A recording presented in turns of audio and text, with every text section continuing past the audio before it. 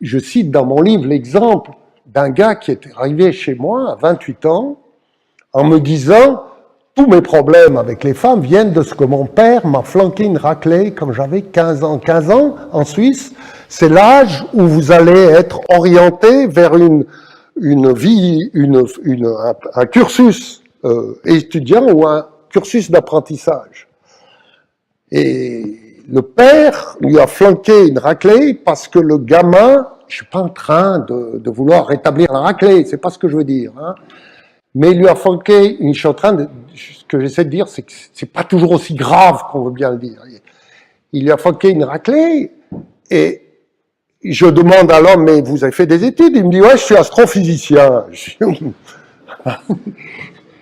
dis, bah alors la raclée de votre père, ça a été efficace. Je veux dire, ce père-là, il avait frappé son gamin dans un sentiment d'urgence par rapport à un choix de vie où il lui paraissait peut-être une bonne chose que ce gamin donne un coup de collier pour être orienté dans la carrière estudiantine.